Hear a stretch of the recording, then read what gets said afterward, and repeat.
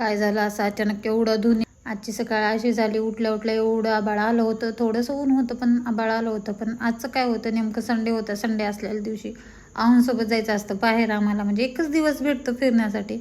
आणि त्याच्यात पण एवढं आभाळ आलेलं होतं. मग आवरलं पटपट, आंघोळ वगैरे केली. म्हणलं जाऊन घ्यावं लवकर, तर काही जाणंच होत नाही. आणि एवढं आभाळ आल्यामुळं संस्कारण मी बसलं टेन्शनमध्ये.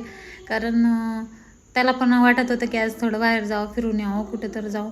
आणि पाऊस आला तर भिजायचंच काम होतं. कारण इथं आहे तर 2 व्हीलर, स्कूटी आणि बाईक आहे, 2च गाड्या आहेत. कारण 4 व्हीलर घरी असल्यामुळं जाणं पण होईना बाहेर कुठं, काही पण होईना. मग संस्कारचं चलत होतं बोलणं की जाऊ आपण, रेनकोट घालून जाऊ, गाडी घेऊन जाऊ, 4 व्हीलर आणू गावाकडची, असं तसं बोलणं चालू होतं.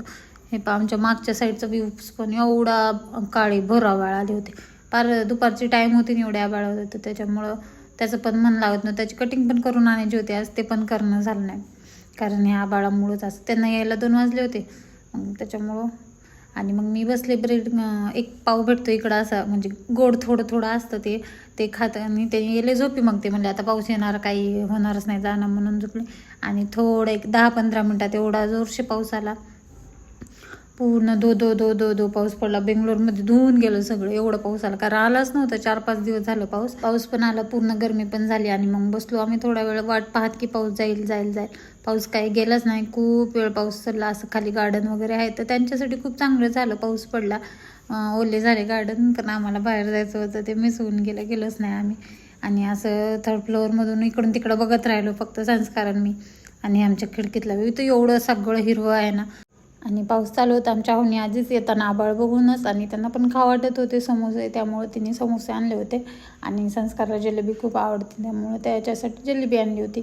त्याचे दात दुखतंय पण तरी पण खात होतं. आणि त्याला खूप जास्त स्वीटमध्ये म्हणलं तर जिलेबी आवडते आणि जामून आवडतं त्यामुळं. आणि नंतर यांनी घेऊन आले होते समोसे. मी काही नाही खाल्लं, कारण आम्ही दोघांनी जेवण केलं होतं, त्यामुळं त्यांनी खाल्लं समोसे आणि तसंच ठेवलं होतं. मग काय चहा ठेवून आले होते मी किचनमध्ये की थोड्या वेळानंतर चहा पिता येतं म्हणून.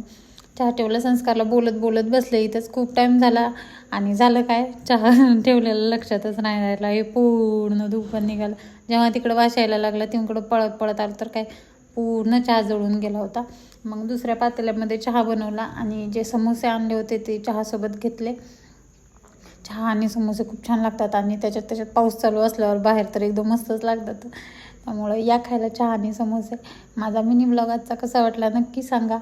चॅनलवर नवीन असताल तर चॅनलला सबस्क्राईब करा, लाईक करा, शेअर करा. आणि या चहा प्यायला. आणि आपल्या गावाकडे पाऊस पडतो का ते पण सांगा. बाय बाय, भेटू उद्याच्या ब्लॉगमध्ये.